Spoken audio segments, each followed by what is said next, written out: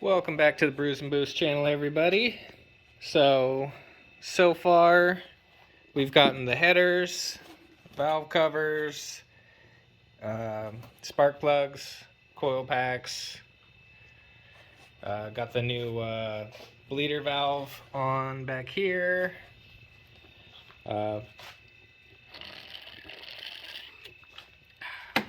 Today we're going to be focusing on the fuel system.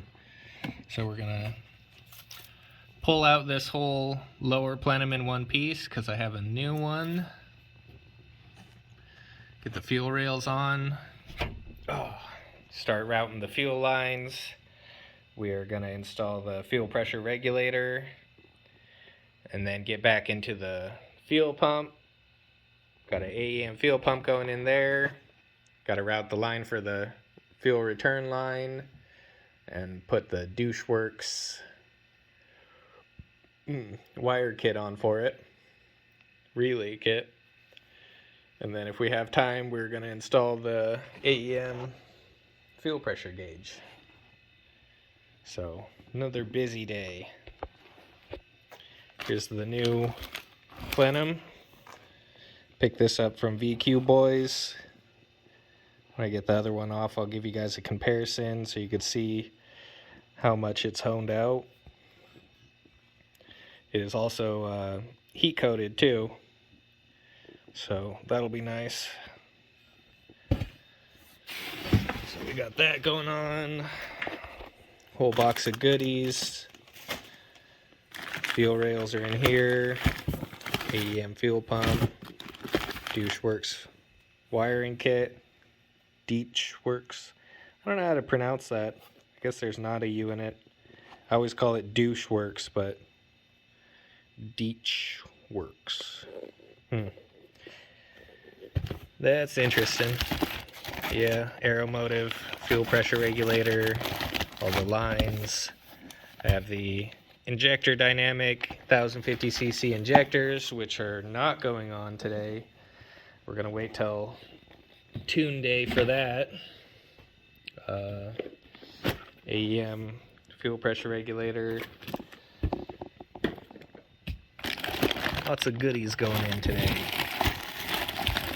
Should be fun. Some new O-rings for the fuel tank. Yeah. So we're gonna get started on that. I'm gonna start with taking off this lower plenum. I should just have to undo the main bolts for it. Right down in there. And then pull this off as one piece. We'll unclip the injector clips. But besides the injector clips, everything else should be off of it right now, so it should come out nice and easy. But we'll get started on that.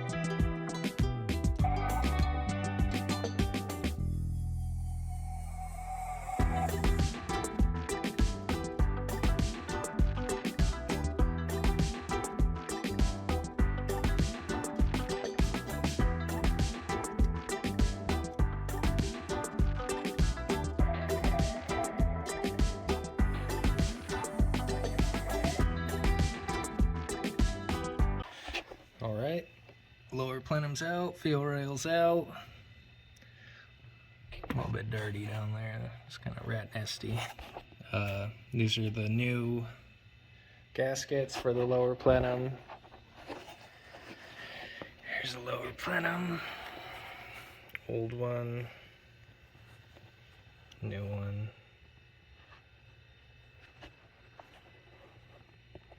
So I'm going to start disassembling this because I'm going to put the stock injectors back on until tune day just so I can drive her around still, and then start getting the injectors, fuel rails mounted onto this one. Alright, so a little bit of progress on this. Rails are on, injectors on, getting some Teflon tape so we could prevent any leakage. So just want to go over some basic shit that we're figuring out with this kit. Basically, internet doesn't have any information, so that's awesome. When we first put the injectors on, it comes with short spacers, but I guess those are meant for aftermarket 48mm injectors, so we had to take the rails back off and put the big spacers that are on your stock plenum back onto here. So we got that on, everything's seated nicely. So the gist of what we're getting right now is that the front will be connected together by the one that's just braided. Yeah, which I think just needs to be bent in such a way because it's definitely longer than what it should be. In such a way. No, actually, look at this. Yeah, that's what I'm saying. I mean, bent in such a way. You think that they did it wrong, but they did it right. Yep. And then driver's side will go to, was this one the return line? Yes. Driver's side goes to the return line. To the regulator. To the regulator. Yep. This is the return line? No. Regulator's your return. Regulator, then return. This one. It's the fuel sending. Yeah. It'll be this one with the hard line adapter. So we'll route that down into there. Crack into the regular hard line. This little black one here is going to be your return. So it'll go on like this. And that's what goes to the regulator. Yep. And then from the regulator, it'll go to the big one. And that'll go all the way back to hook up to the return for the pump system. Which is this. It'll be drilled through the top hat. Bottom piece will connect to where the factory regulator is. We'll show you when we get to that point. Right now we're just kind of... Here's a good example of how it's going to look. Fuel's going to come up from the bottom, travel through, make its way around the U, come over here, shoot over, go into pressure regulator. There'll be a cap on that side. If you're running a dual feed, you could run it to that, but we're not. And then it'll go straight down with the rest of the kit. So that's where we're at. We'll update you here in a second once we get a little farther. Lower intake manifold is bolted on. So front goes to each side. Driver's side's about to go to the regulator. Passenger side. This is the one with the little clamp on easy connector. We routed it down into there. Can't really see.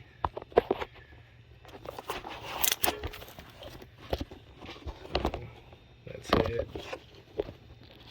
That's down there.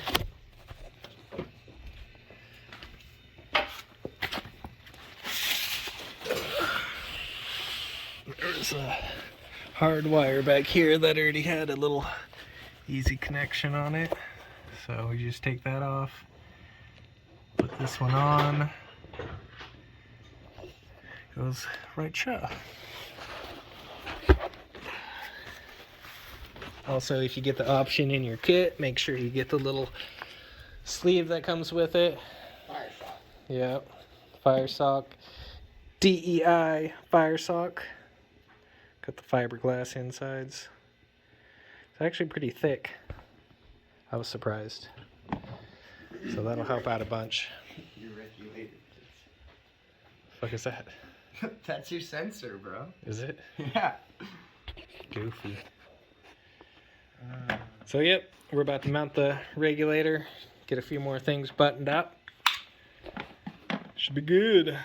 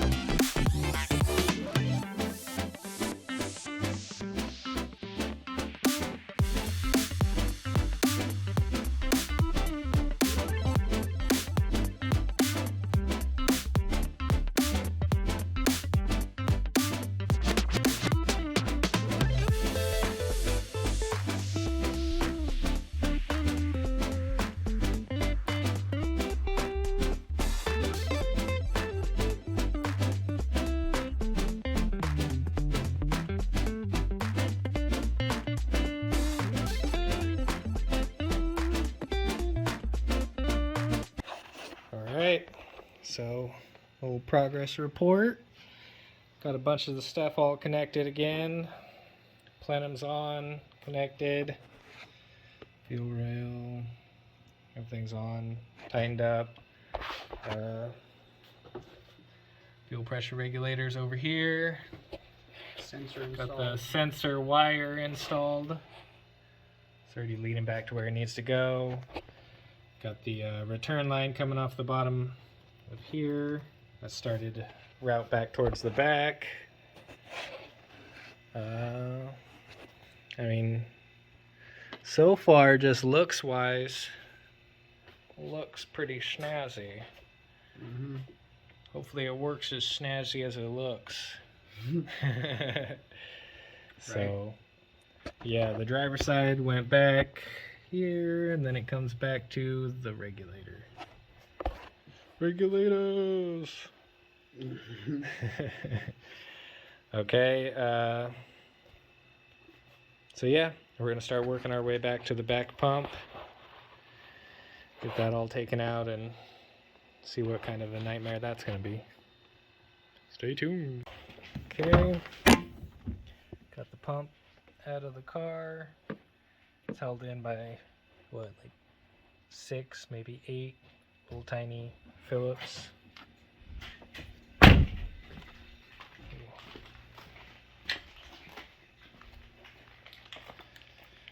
Is it all disassembled? Careful with the little plastic tabs when you're doing it. And these 2 little connectors. For the sending unit. Yep. Here's the factory pump. Kind of nifty. Jared has the 340 in his hand. This is gonna fit in there? I have no idea. It's the one they send with it. Tab, so you can only put it one way.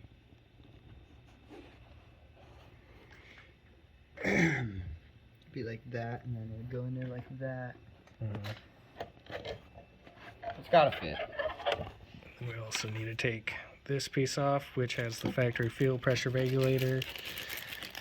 Put in their This- swirl jet It's going to end up being drilled in. to the top hat. Yep, right through it. This piece will be connected and then somehow go up into there. So we'll update you when we get that figured out and put on. Everything on the pump's assembled. AEM 340's in. Put the new Here's grommet where in. we drilled it in at. You'll have to Dremel the bottom here a little bit to get it to seat right. That's where the old fuel pressure regulator was, and it just pops right in there. Put a new grommet in. They say to replace these because they get old and crappy. That's where this piece goes. Yep. So it'll be right in Had to Dremel the bottom of the pump. back here. Yeah, so the AEM came with little tabs that were on the bottom as to The how stock this one one's doesn't. just flat. So those had to get dremeled. So minor modifications. Kind of a pain, but No, it should be Not all too- back not together. too shabby. Should work real good. Alright. Everything for the fuel's all routed. Power wire from the douche works or Dietz works or however you pronounce it. Douche. That's on. Yeah, I got the power wire coming through here. Just right into there. Routed it along the return line. Yep. Brought the return line. So it's just zip tied up. It's on there pretty good, so no worries. Just following the rest of the fuel lines. Sucky part is with the AN fittings, the fuel line couldn't go through the little extra hole that we have. Like everybody else seems to get to do. That's okay. We made it work. So that, yep. One of them YouTube mechanics. They made So- the job look so easy. So everything's pretty much buttoned up. Last We need to put thing. the intake on. Right now we're Routing the gauge to go routing through the down gauge. We're gonna put it through the same spot down in there. You can't really see, there. Down where the but where Steering we line. did the O2. O2 sensor for the other gauge. We're just gonna go through the same hole that's right underneath your carpet in here. It'll be right under there. So just peel that back. There's a nice little hole for it. So yeah, we're gonna get that mounted up right now. Tell them to get one of these too. Yep, Best way we're to gonna get do it. power wire to anything is just go out and get yourself a little fuse jumper. So that way you can also choose when the gauge turns on, whether it be accessory or ignition on. These are nice and handy to have. Alright, gonna get started on that. I think that one's gonna go in that spot. So we'll update you. All right, everything's back together except for the undershroud. That's the last thing that needs to go on, but we're about to put some coolant in here, do a little leak test on everything, make sure we're good to go.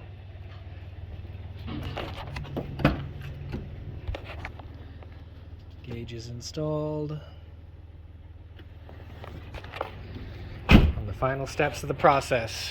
Exciting. Make sure we don't have any coolant leaks, any fuel leaks, any exhaust leaks. Leaks. Hopefully none. Hopefully we did it all good. But we're gonna see here. We got a little air coolant bleeder, so we're gonna give that a try. Yeah. So we'll update you to let you know if we did it right or not. Everything looks pretty freaking good though.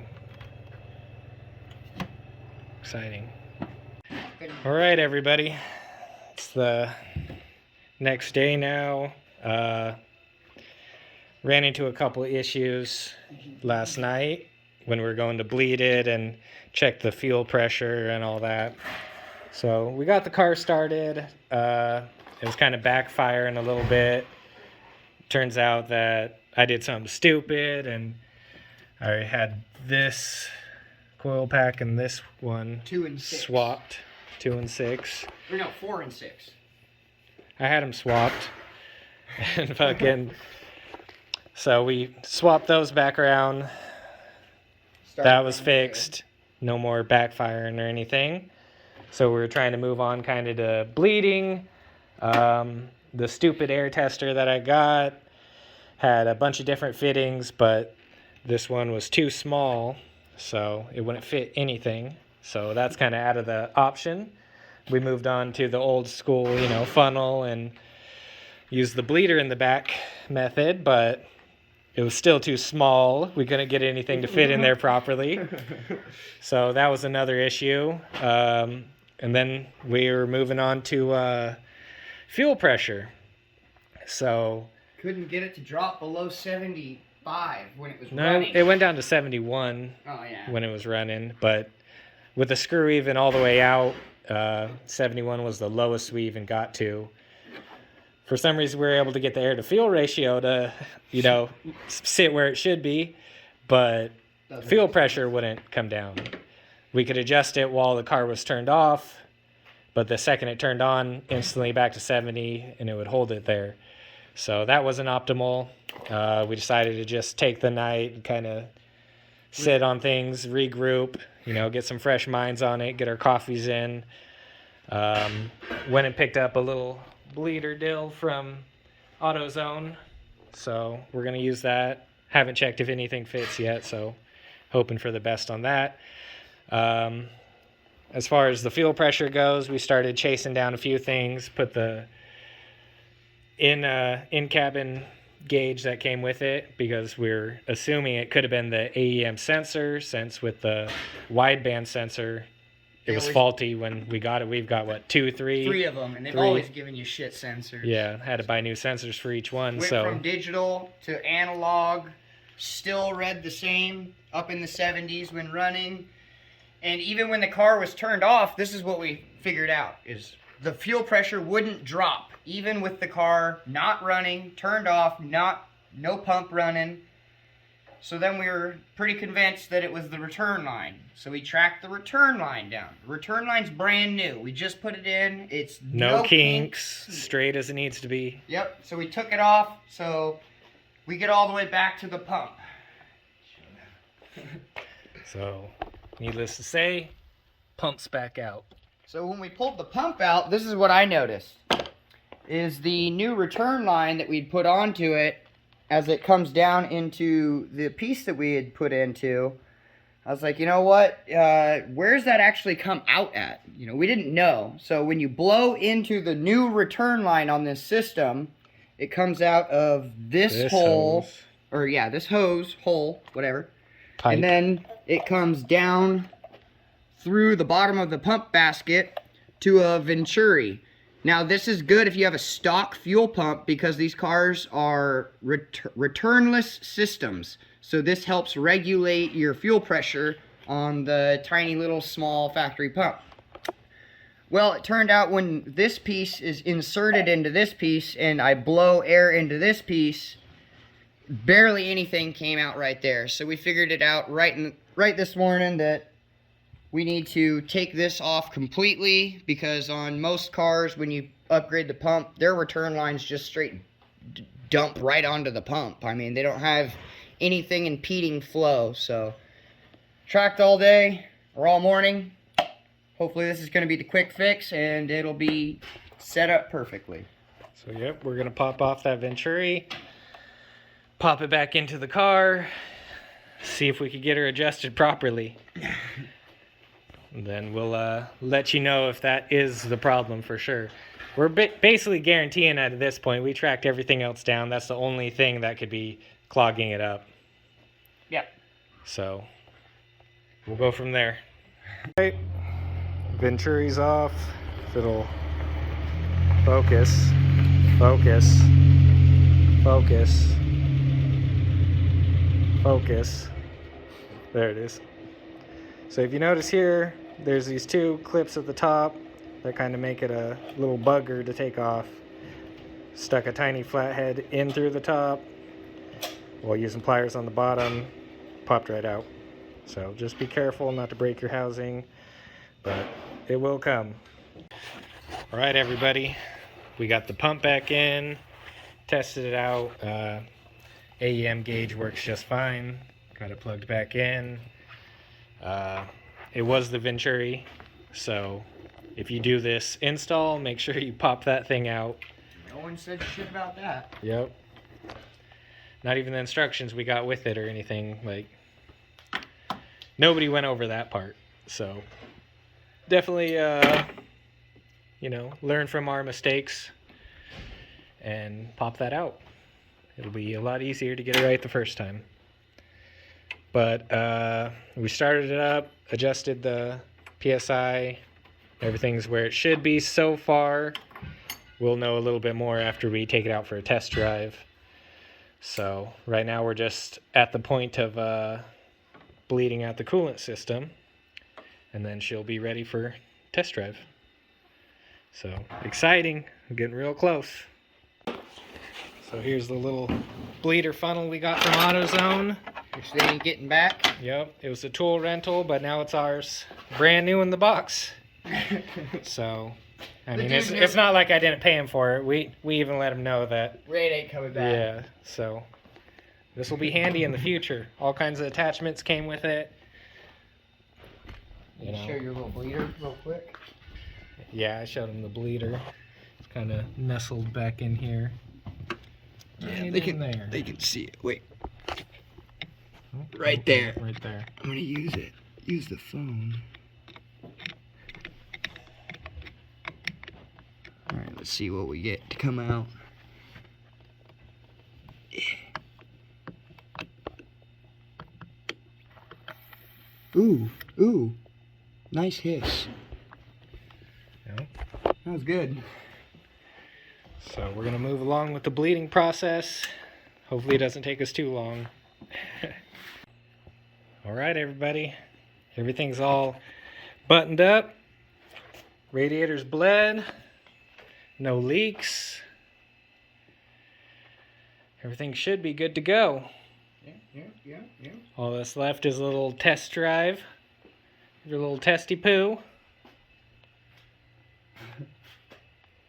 Pretty stoked though. But before we take it for a test drive, I'll start her up. Let you guys hear what she sounds like with the headers.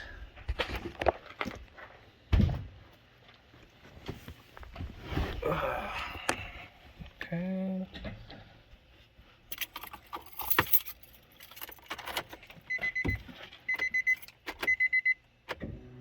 Testing. Testing. System ready.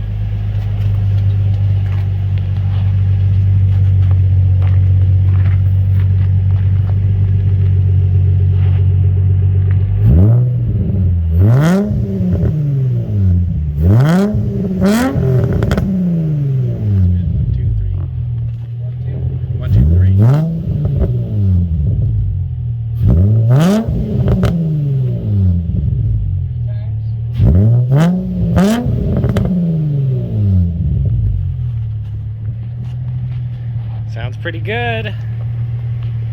It's with the Sounds good to me. got the DC sport headers, motor dyne art pipes, circuit works Y pipe and single exit. I'm happy with her now.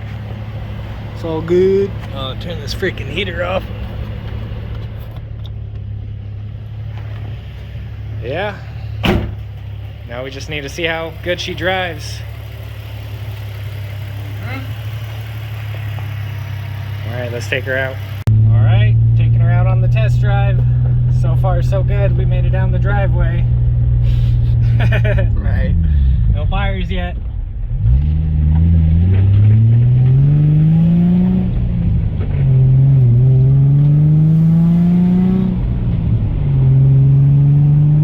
AFR is looking fine. Rear fuel looks good. When I give it gas, that goes up to like 48. That's good. But your air to fuels are doing all right the whole time. Under load and everything. Under load, yeah. When I let off, then it does the usual. Yeah, that's normal. It'll go leaner when it's getting the back pressure to suck it, fresh air through. Yeah.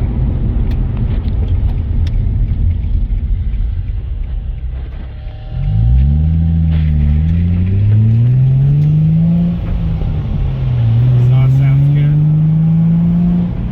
Clean.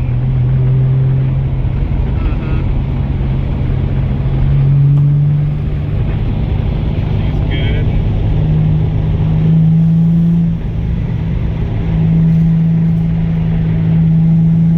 Throttle's responsive.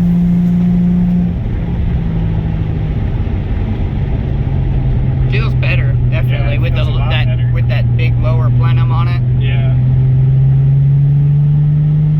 The only real way you're gonna know is if you give it the full beans to like redline and you bang the gears, because that's where the 350s have their fuel pressure drop. Yeah. I don't know if we're gonna do that on this video. But yeah, I see. It goes all the way up to 49 when you get to, $4,000. well, it's not even about your 4 grand. It's more about, if you had a boost gauge in here, it would show it goes up as your vacuum drops down. Right. 'Cause I don't think we explained that to you guys earlier. We set the fuel pressure where it was supposed to be, and then you install the vacuum line, so it drops it down. At an idle. Yeah, at an idle we're about 41, but Wide open throttle, it'll go up to 52. yeah. Or when the manifold reaches 0, I should say. 14.7. My air to fuel's running way better than what it did before.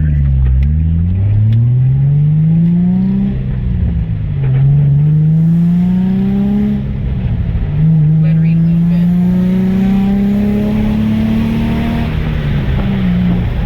That was nice. I wasn't watching what it get to. 13.9. When you were giving it more throttle, So I got a little bit rich. which is fine. That's fine. I mean, before we did all this, I was I mean, it should be going. See, it does go to 13.9. yeah, I was gonna say, before we did all this, I was riding around 13.9 to like 14.3 while driving. While driving. That's under. That's what they consider under load. Right. As soon as it gets boosted, as soon as it would get to 0, and then as soon as it gets to like even 1 psi, that air to fuel ratio is going to change big time. When it gets tuned anyways. Right. It'll eventually say in like 11.2. A little richer, safer under boost, that's for sure. Right. But yeah, pretty satisfied with everything. Exhaust sounds way better. Just the pedal feel and everything seems a lot sharper, a little more responsive. Gauges are all sitting where they're supposed to be sitting. So far so good. Put some more gas in her because we ran her pretty low so we could do the fuel stuff. Not heating up, fans haven't even came on. So I call that good. Hold on, this will be the test right here.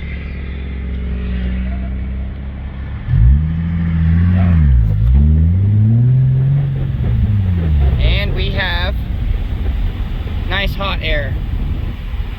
Yeah, there we go. That's I we're was both like, like, questioning it for a second. yeah, so was I. But it's because I had this thing on the 60. All right. All right. Yep, make sure you like and subscribe. Hopefully, you know, got some helpful tips out of this video. That's gonna be it for now. We got more videos to come. So much more. So much more. But yeah, you know, comment below.